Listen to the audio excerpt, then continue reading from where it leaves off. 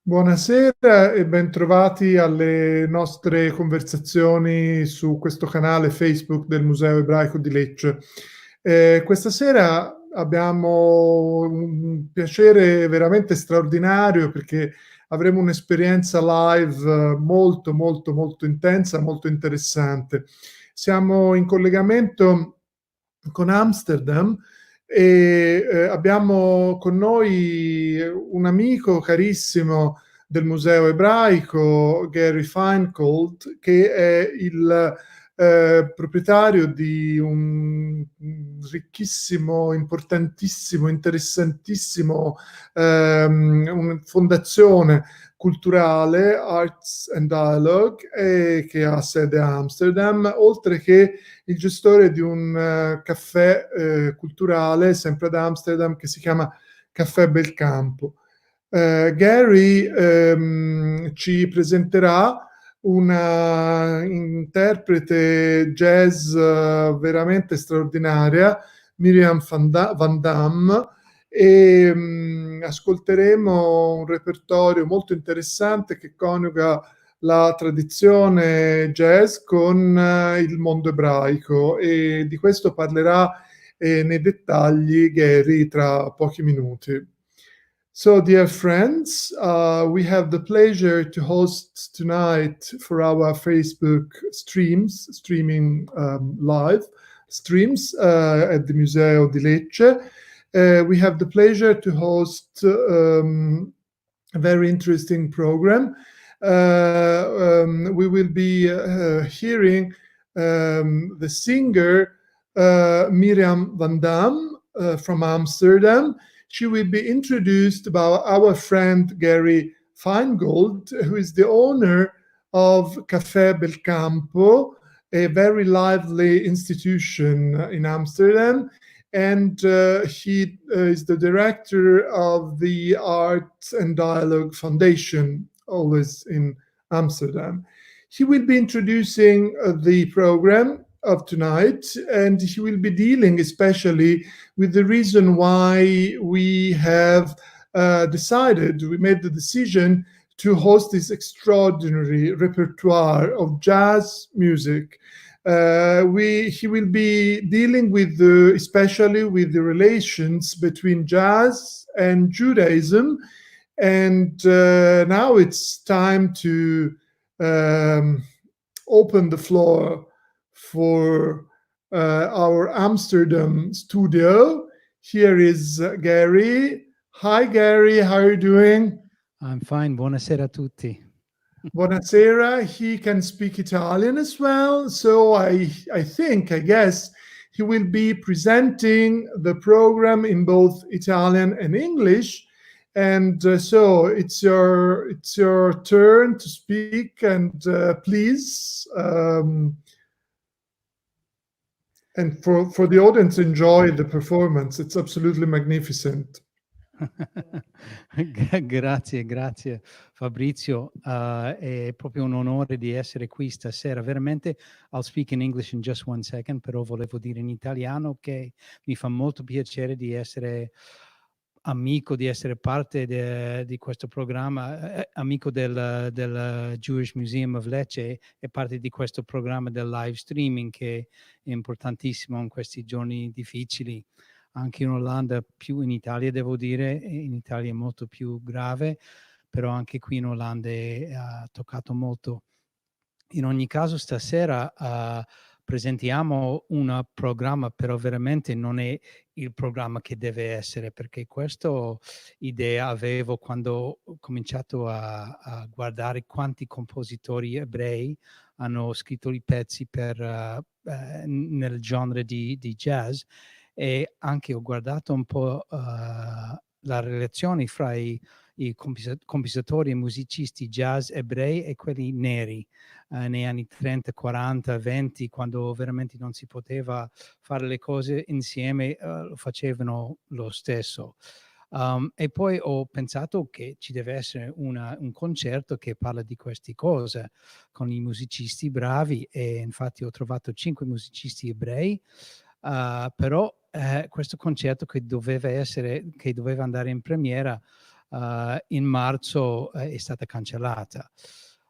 E stasera fortunatamente abbiamo Mirjam Van Dam che abita proprio qui, che farà un solo con qualche cosa registrati da altri musicisti e lei spiegherà un po' del programma e di questa relazione importante fra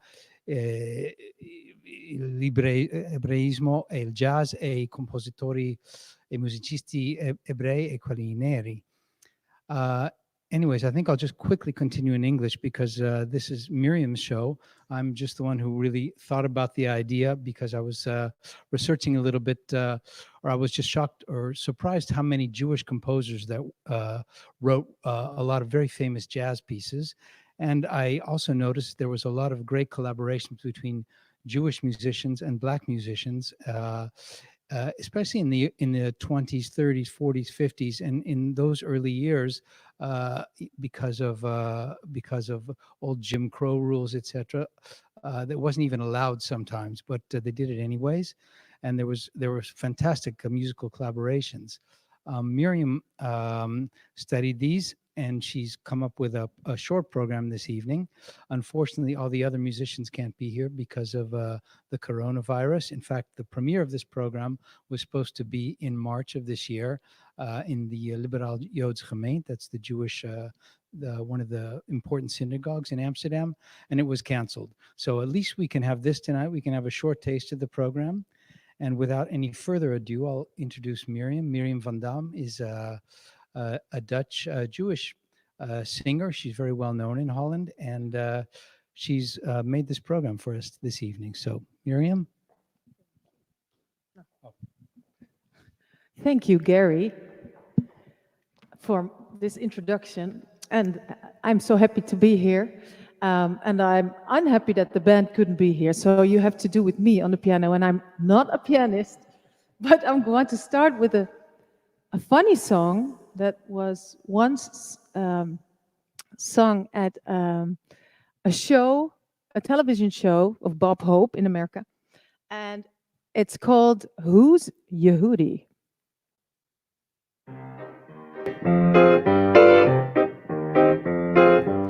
There's a man on every tongue, Grandpa, Grandma, and the young.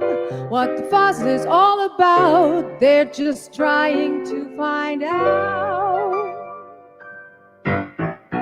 Who's Judy? Who's Judy?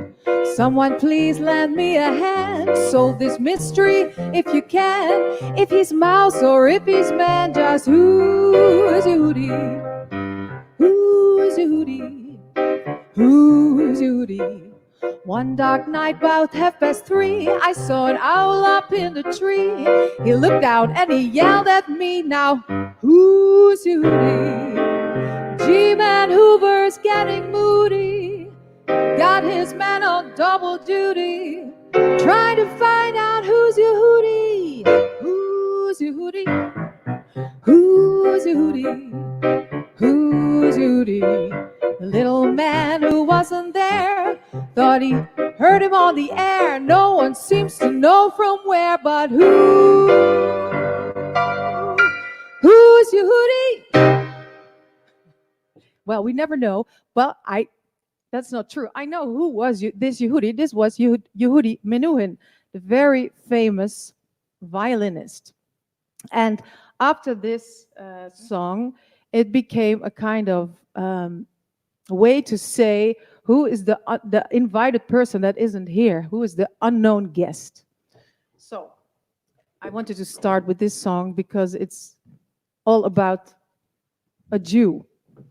And like Gary, I wondered years ago, how come there are so many Jews in jazz? How come there are so many writers and composers and musicians like George Gershwin, Irving Berlin, Stan Getz, Lee Konitz, Dave Brubeck, Mel Torme, Helen Forrest, Benny Goodman, Artie Shaw, Rodgers and Hart, Harold Arlen, Jerome Kern. I can go on for ages. So I was reading about this, and it all started with the big immigrations from 1881 when the Alexander II, the Tsar in Russia, was killed. And because of that, a lot of Jews were killed after that. And a lot of pogroms took place. And the Jews had to flee, and they went to America by boat, of course. In those days, it was easier to travel because they didn't have a passport yet. And they came to America, and they came there in New York, had to, subscribe, is that the word? Say their name on Ellis Island. And a lot of them changed their names. So Gershwin was actually, his family name was Gershowitz, and he changed it to a name that sounded more American, more non-Jewish. And a lot of people did it that way. So Irving Berlin was called Israel Bailin. A lot of names changed in those days. New York was very, very there were very many different groups. I have to say it right now. Now I think about a fourth of New York was Yiddish. So a lot of people spoke Yiddish, and a big part was Italian, and another part was Irish, and of course there were many, many groups. But Yiddish was a big part of New York those days. About 1900, and we're talking about from 1880 until 1920, 1930. So it changed a bit, but in the middle there were a lot of Jews. So everybody spoke Yiddish, and everybody knew Yiddish songs. There was a lot of Yiddish theater. There were big theaters for about 2,000 people every day, filled with poor people who spared their money to go and see Yiddish theater, and with a lot of music. So Jews liked to make music because it is sort of part of their culture. In the religion, there's a lot of singing, of course. Every Friday you sing. So that was something they could do. And in New York, there was a famous street named Tin Pan Alley. And that's where a lot of people worked as a publisher or a writer or a composer. And that's where all the music came together. And Jews worked there. And a lot of people started from there. Even kijken. Oh yeah, it's maybe nice to name a few funny songs of those days, about 1900. The Yiddish Professor, the Yiddish Nightingale, Jake, the Yiddish ball player. Oh, how that German can love. That was before the war, obviously. Sweet Italian love. And a lot of things were also mixed, so Italian and Yiddish together. Okay. But before it was really jazz, of course, there was kind of pre-jazz, so it was more vaudeville acts with cabaret tunes, operetta, musical comedy, art theater, political theater, and the real start of the jazz was, nou ben ik het woord kwijt. Ja, het woord kwijt. I come back to that. Well, stride piano, where you keep the time in your left hand, and you can time with a different kind of timing in the right hand on the piano. What's it called? Ragtime. Thank you. And so this is the start of the jazz. I'm going all over the place. This next song was actually started as a Russian song from Ukrainian origin, and later it was sung by two Jewish women in America who were very into jazz, very much into jazz. They were called the Bagel Sisters. They changed their name to Berry Sisters, and they started out singing in Yiddish with big bands, so in a very American way. And they thought, well, if the Andrews Sisters are so famous, we can do it too, but then in Yiddish. And I will start in English and then change to, no, I will start in English and then go to Yiddish. So you know what it means. Even kijken hoor. You must have heard it, I think, before. Mother, may I go out dancing? Yes, my darling daughter. Mother, may I try romancing? Yes, my darling daughter. What if there's a moon, mama darling, and it's shining on the water? Mother, must I keep on dancing? Yes, my darling daughter. Mama, mag ich gehen spazieren? Ja, meine liebe Tochter. Mama, mag ich romanzieren? Ja, meine liebe Tochter. Aber sag mir, Mama meine, ist in mir abverkochte. Mama, was soll sein mein Entfer? Ja, meine liebe Tochter. Mama, ich liebe schönem Jingle.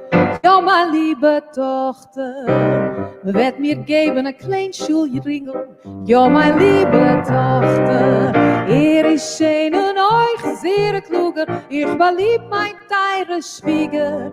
Mama, was soll sein mein Entfer? Ja, meine liebe Tochter, ihr sagt, dass ist verliebt in mir. Und ich hab ihm lieb, Corona, Ski. Oi, Mama, you gib ein End für mir. Mazel tov, dir teure Tochter.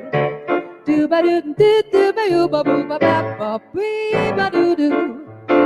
Still the ba ba du ba you ba ba du du ba du du du.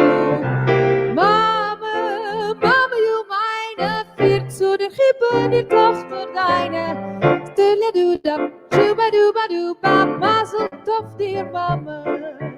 Du du du du du du du du, mazel tov, dir Tochter.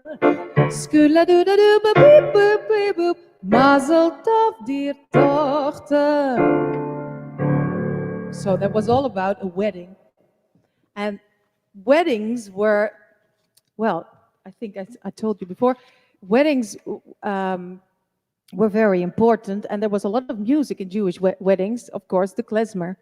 And that's how they learned to really make swinging and entertaining music. And there were also people making really jokes, like the first stand-uppers, although this word didn't exist yet, but like stand-up comedy. It really started out with these people who were entertaining at weddings.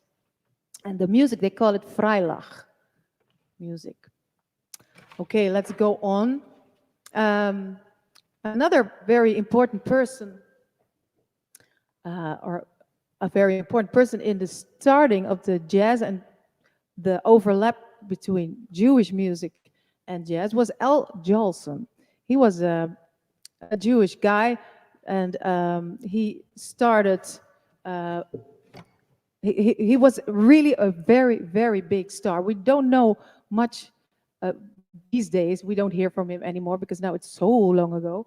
But at that time, in the 20s, he was really a big star. He was the first to do a film with his voice heard, which was called a talkie. So with sound, I mean. And he was the first to sing on television. And he was the first who sang for the army. And he was very proud of that. He started out doing a blackface act, which was, when we look at it now, it's not a nice thing at all. So white people coloring their face black and doing jazz. But in those days, well, it was sort of accepted and liked very much. And it was a way to get the jazz to the white audience. So he was the singer of the film, of the main character of the film, the jazz singer. And in this film, it is the story about a guy who is the son of a cantor, and he has to choose between the old Orthodox religion of his father and his family, or become a star outside of the synagogue. And this is exactly what happened to a lot of Jews in those days. So a lot of people were cantor. There were enormous amount of synagogues, And so many cantors started just singing in the synagogue and then went and had a big career outside of the synagogue and came on the radio and maybe sing on parties or in theaters. So they got more, they left the religion more behind. And this film is about this struggle because, of course, the religious people said, no, this is not good. But yeah, in the film, he is choosing to sing on Yom Kippur for his father, the Kol Nidrei, and after that he becomes a star anyway, although he couldn't do at the same time his big opening night. So that's what the story is about. And in this film, he sings a very famous song written by Irving Berlin. I'm going to talk about him later. And it's called Blue Skies, and it's it starts with minor chords, and of course, most Jewish music is very in a minor key. But still, it's a happy song, and he sang it for his mother. And of course, the Jewish mother is the most lovable person on earth, as long as you eat well. But here is Blue Skies. Blue skies smiling at me, nothing but blue skies do I see. Bluebirds singing a song, nothing but bluebirds all day long. Never saw the sun shining so bright, never saw things going so right. Noticing the days hurrying by, when you're in love, my heart will fly. Oh, blue days, all of them gone, nothing but blue skies from now on. And so on. And of course, the mother cries and loves her son. And he's just in time to sing the Kol Nidrei for his father so he can die in peace. Well, let's go on. Even kijken.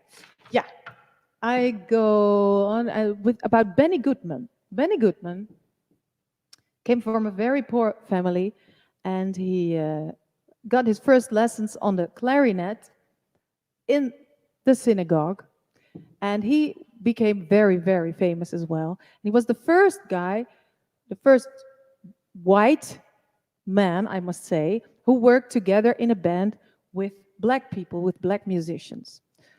But I also have to tell you, in those days, Jews were not seen as white. So there was, of course, jazz was something not of high standard, because, of course, classical music was really something, and jazz was for in the pub and for entertainment. And so, yeah, it was from the black people and the Jews. So there was a lot of discrimination, of course. And he was the first who said, I don't care, I would like to play with these people because they're very, very good. One of the places where they played was the Savoy. The Savoy was a very famous ballroom where you could dance all night. There were two stages. One was finishing and the other was starting, and there wasn't even a pause in between. So it could go on all night, and you could get in as long as you could dance, no matter what color you were. So this song is Stompin at the Savoy. Oh yeah, I have to tell you one more thing. Benny Goodman played there, and he did a big band battle. So, which means like a wedstrijd, a battle between two bands. And he didn't win. The black guy won, and that was Chick Webb. So if I look at who wrote this song, Stompin' at the Savoy, I see Chick Webb, Benny Goodman, Andy Razaf, and Edgar Sampson. So a lot of people claim they made this song. Maybe they made different arrangements or something. So this is a more nice song about the place, the Savoy. Savoy, the home of sweet romance.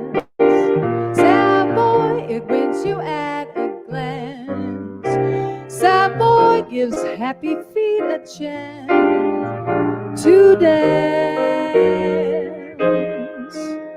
Your form, just like a clinging vine, your lips so soft and sweet as wine, your cheeks so soft and close to mine, divine.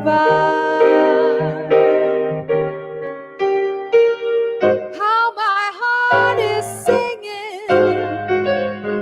while the band is swinging, never tired of romping and stomping with you at the Savoy. What joy, a perfect holiday, Savoy, where we can glide and sway, Savoy, that let me stomp away with you.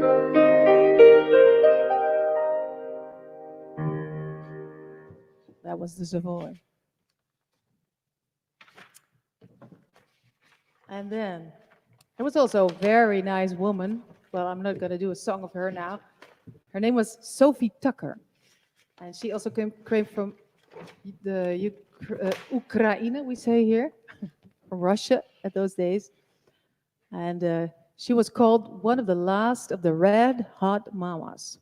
She was very independent, very feminist, very big star. She sang vaudeville songs. Her biggest hit was the Yiddish Mama. And she was she started out doing a blackface act. But one night, she forgot her makeup kit. And she came on and she said, well, you can all see I'm a white girl. And I'll tell you something more. I'm not Southern. I'm a Jewish girl. And I just learned this Southern accent doing my blackface act for 2 years. And now, Mr. Leader, please play my song. And then she did some dirty songs. She was not afraid to sing about sex. She was not afraid about singing about her weight or the way she looked. She was very big. But she said, I don't want to get thin. I don't want to get thin. You can laugh and you can grin, but I'm doing very well the way I am. So she had a lot of humor. She played her whole life with one pianist, Ted Shapiro. And she learned her jazz chords from her black friends, Ethel Waters and Mamie Smith. So she was something. And she influenced later on stars like Bette Midler. And so she had so much wit and humor and swing. And then Irving Berlin. He came out of Ukrainian, and when he was 5 years old, they fled from a pogrom, and he became the biggest American songwriter of the American Songbook, because people said about him, or Gershwin even said about him, he was American music. He wrote a song every day, lyrics and music. And he wrote hundreds or thousands of songs for musicals and for vaudeville, where they have acts one at a time. He also wrote about things that happened in the news, like there was a heat wave, and he wrote the song, "We're having a heat wave, a tropical heat wave." So that was really happening. And he also played this song you probably know. There's no business like show business, like no business I know. So really, really well-known songs. But he felt really, really grateful to be an American and to be, well, integrated so well and to be accepted as a Jew.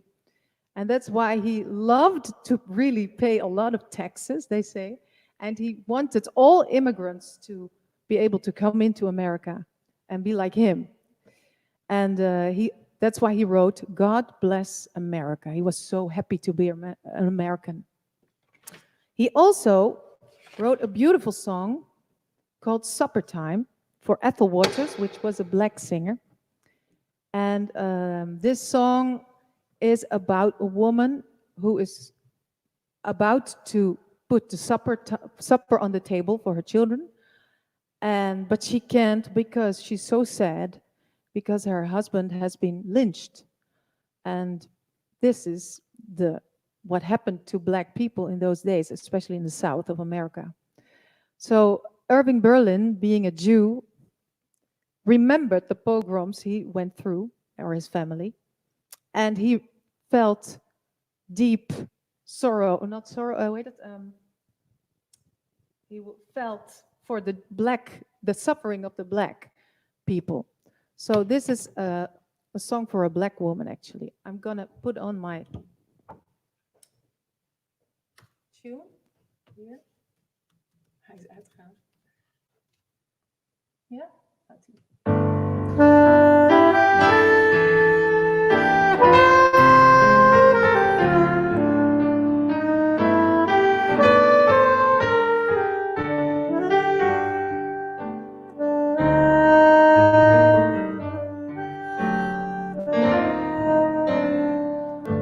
Suppertime, I should set the table 'cause it's supper time. Somehow I'm not able 'cause this man of mine ain't coming home no more.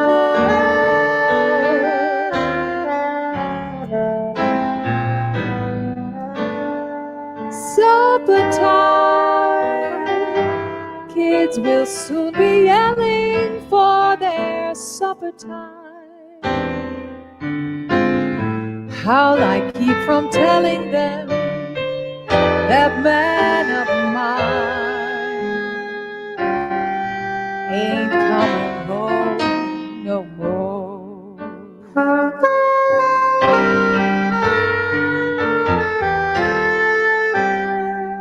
How'll I keep explaining when they ask me where he's gone?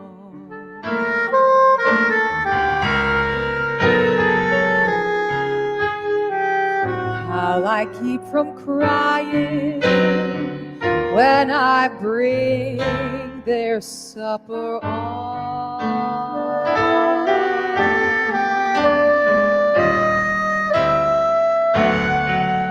How can I remind them to pray at their humble bowl?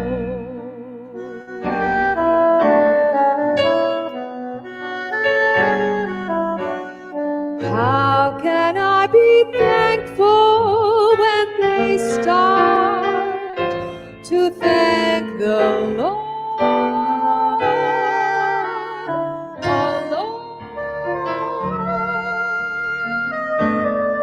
Suppertime, I should set the table for it's supper time. Somehow I'm not able 'cause the man of mine ain't coming home no more.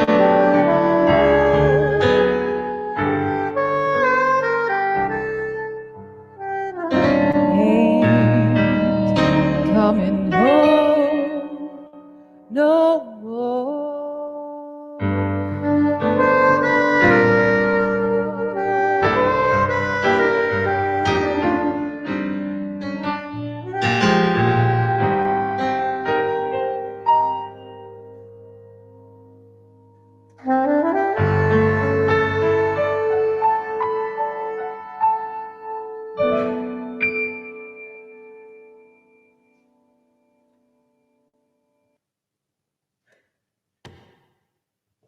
So that wasn't me on piano, that was Hans Lamme, the pianist, and on saxophone, Lior Cooperberg. So that was the song from Irving Berlin. He also wrote a very, very famous song you all know. I'm dreaming of a white Christmas. Very, very Jewish indeed. So the next song I want to show you is interesting because it's from Gershwin, or should I say Jakob Gershowitz. He was also starting out his career on Tin Pan Alley as a plugger, which meant that he was playing songs in a shop on the piano to show them to the people who were coming and to buy stuff. And he developed very quickly to a very, very good composer. And his brother used to write the lyrics, Ira Gershwin. And he wanted to lift up jazz to a higher level because people thought not so much of it, and also not so much of Jews. So he wanted to be like a real classical composer, and he took lessons. He asked lessons from Milhaud and from Ravel, the French composers. But Ravel, he said back to him, he responded and said, "Why do you want to be a second-ranked Ravel if you can be a first-grade Gershwin?" So in the end, he didn't get his lessons. And he really made this step into the classical world with his opera, Porgy and Bess, and also with the first piece that was really in between, really American music, Rhapsody in Blue. I'm not going to play it, but you know, da da da da da da da da da. So that was very, very beautiful and special. And the next song is called "It Ain't Necessarily So," and it's from this opera that only could be played by a black cast. Now, there is something about this song that's weird because the first sentence, "It ain't necessarily so." This melody, he picked it from the prayers that are sung in the synagogue. Baruchu et Adonai u'mevorach. And this is, of course, a very religious thing. Everybody's going to pray. And then he made these words, "It ain't necessarily so." So it's a bit dangerous, I think, in those days. The things that you're liable to read in the Bible, it ain't necessarily so. So you can hear, I'm going to do a lot of lyrics. You can hear about David, who fought Goliath, Jonah, who lived in the whale, etc.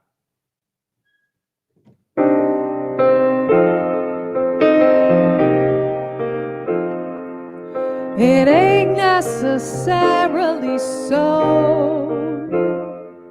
It ain't necessarily so. The things that you're liable to read in the Bible, it ain't necessarily so. Little David was small, but oh my. Little David was small, but oh my. He fought big Goliath, who lay down and died. Little David was small, but oh my. And Jonah, he lived in the whale. Jonah, he lived in the whale.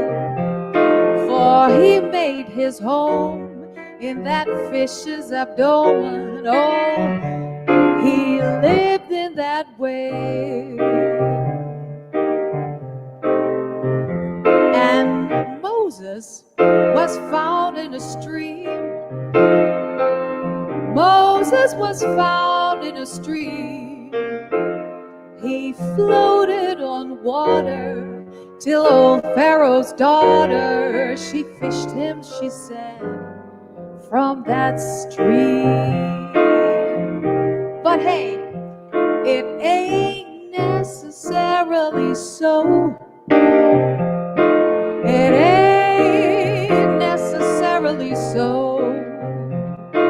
They tell all the children the devil's a villain, but it ain't necessarily so. To get into heaven, don't snap for a 7. Live clean, don't have no faults. Oh, I take that gospel whenever it's possible, but with a grain of salt. Methuselah lived 500 years, no, 900 years. Methuselah lived 900 years. But who calls that living when no gal will give in to no man? What's 900 years? I'm preaching this sermon to show it ain't necessarily, it ain't necessarily so.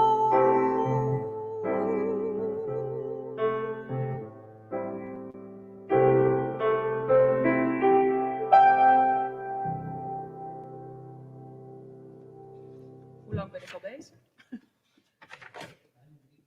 Oh, is het wel genoeg, hè? Sorry, I'm going on and on. Maybe it's a bit long. So, well, there is so much to tell about this, but let me end it then with this song. There were, well, maybe it's interesting. There were also a lot of things going the other way around. So not only Jews using black music, but also blacks using Jewish music. And well, I think that's enough. I really hope that we can do this tour and that I can do a whole show with a whole band and tell you much more details about this history. So, I thought that was going to be an interview now. I take a sip of water. Maybe they all left now.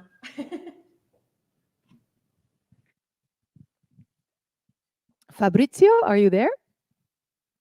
Ah, there he's coming. That was a bit long. Sorry, I got carried away. But I cannot hear you. Wait a second. What's happened? Dit dingetje zit erin. Okay. Hello, can you hear me? Now I hear you, yes. Okay.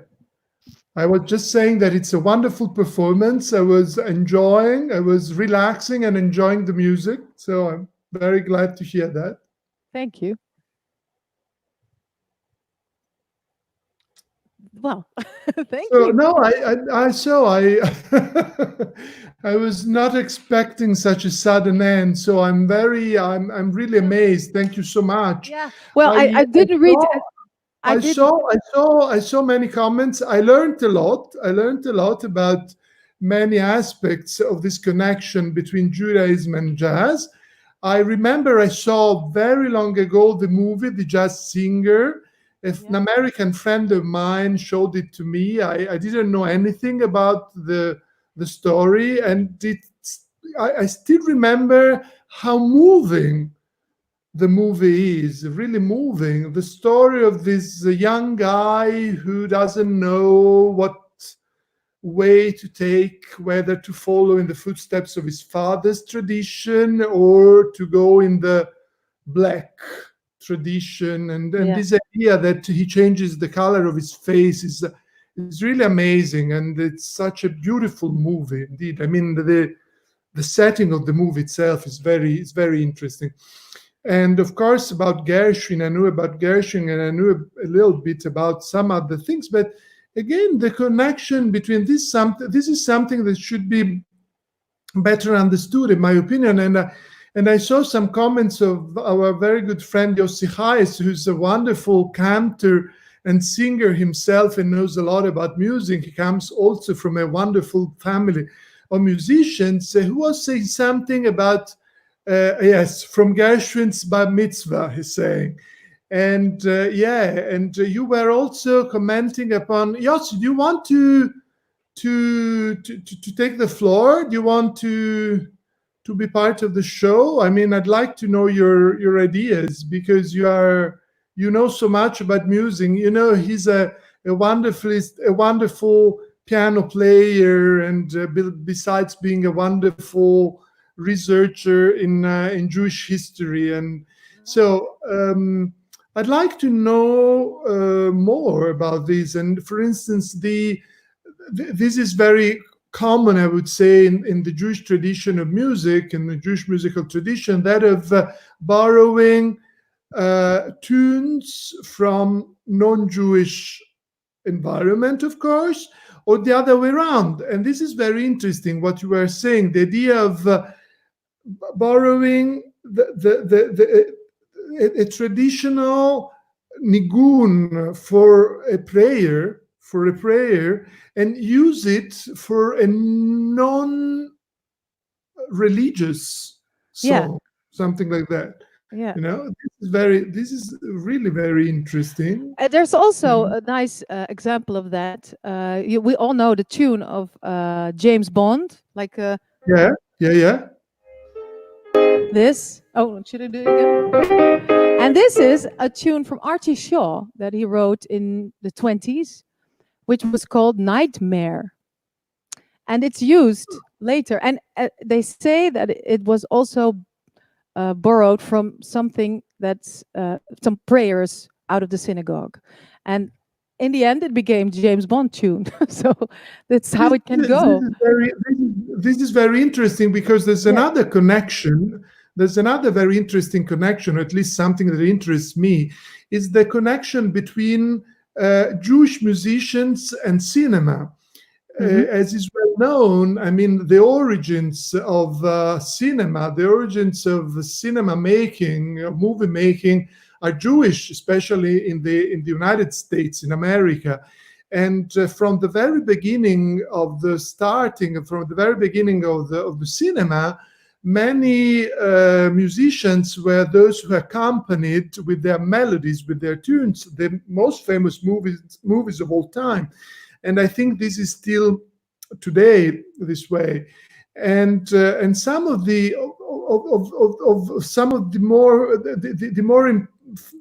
melodies we are familiar with, okay, of very important movies like, I don't know, Star Wars or something like. They have a lot of connections with Jewish music. I mean, with traditional Jewish music, we are not aware about that, because of course we don't know enough of traditional Jewish music, of liturgic music. But this is a component of this important connection which should be investigated, in my opinion. I mean, all the people, like MGM and Fox and all these big producers of films were all Jews. And I think it has the same origin. The entertainment, music, Broadway, everything was Jewish. And also because Jews were often in the role of the guy in between, who made the connections, who they had to find their way. And what was a very big motivation, I think, was that they started out being very poor and with no status. So if you had big, hoe zeg je dat? Hoge status in het Engels? High status, then you would be in Judaism, not from money, but from knowledge and from learning and maybe from musicality. So that's what they had. But if you were not so clever, then at least you could make music and make a career in this free country where you could get more status from money. So that's what they did. And they loved making that theater and film, in the end, and develop this out of that tradition, I think. Yeah. That's true. That's true. It's also true for other periods, not only for the 20th century, but even in previous periods, and not only in the so-called Ashkenazi world. It was also common, for instance, in medieval Sephardic world or in Italian world of Judaism in the Middle Ages, at the very end of the Middle Ages, and in the so-called Renaissance period in Italy. There were many Jewish players, musicians, singers, and they were performing in front of diverse audiences. I mean, they Yeah. could perform in both Hebrew or the local languages in front of non-Jews or Jews, according to Yeah. different repertoires, which could be religious, non-religious, and I assume that their talent depended also, in those cases at least, on their possibility to move around. I mean, they were very open. They had a to lot of festival, connection. they were wandering around many countries. They knew many languages. They could sing in different languages, and this helped them a lot. And Yes. probably also these musicians you were mentioning, I mean, they came from this Yiddish tradition with a musical knowledge which depended on Eastern European tradition. Right. They could merge this tradition into some other forms of music, like, for instance, Afro-American music Yeah. or something like that. And And also this because there was maybe there was an overlap also musically. The swing in a way, and the blues wait it, which is a bit like all the minor songs in Yiddish. Yeah. And I must say that I very much appreciated your note on the commercial purpose of music, which is very American too. I mean, the idea that I was thinking the very first time I visited Philadelphia, a friend of mine showed me that it's still there. I mean, in the most important department store in Philadelphia, which originally belonged to a very important Jewish family, there is an enormous organ in the big hall of the department store. And still today, every Saturday afternoon, there is a player, an organ player, who plays music to attract people who are buyers and people who just enjoy buying and listening to this beautiful, gorgeous music. So it's very interesting, because you would expect this to be something related to cabaret or just, I don't know, cafe or coffee places, or I don't know, or labor music, something related to labor, slavery, or whatever. But it's also related to commercial purposes. I mean, so it's this is also a very interesting connection. Yes. Yeah, that's an important part of it. That's true. Yeah. So does Gary have something to say on Gary, this? Gary had a suggestion. With his cafe performances, is this related to this tradition? I'm kidding. I'm just kidding. Well, I'm keeping the tradition going. Yeah. But I thought Mirjam could just sing one last song to end. It's we'd love that. Absolutely. Thank you so much for doing that. Thank you. Thank you, encore. Thank you very much. It's a very well-known song because it got famous by the Andrews sisters.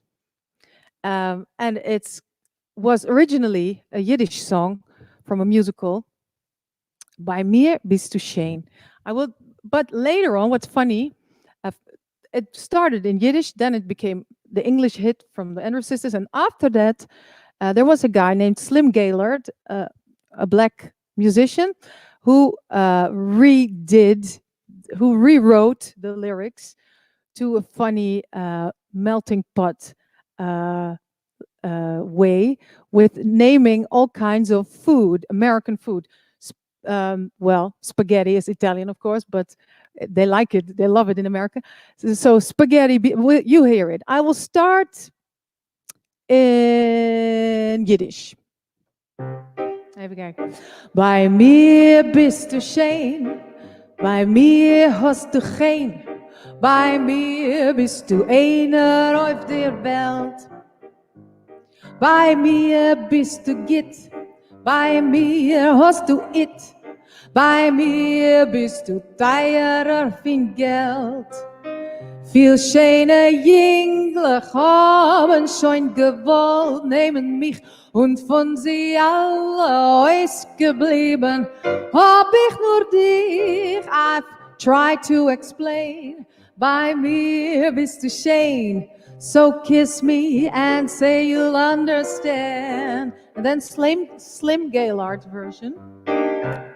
Bei mir bist du Spaghetti, bei mir bist du beef stew, bei mir bist du pork chops with many gravy. Bei mir bist du mashed potatoes, bei mir bist du scrambled eggs, bei mir bist du churros with french fries too. I could say gefilte fish, but I'll say take some more stew. Give me some ice cream pie with some good baked potato pie. I could say spaghetti, I could say beef stew, but bring me some of that good fried lamb. So it's all about food in the end. It's like being in a New York deli, isn't it? Precies, yeah, exactly.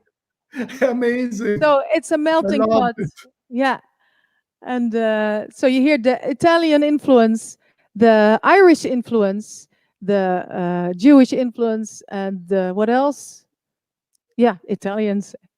A lot of Italian food, actually.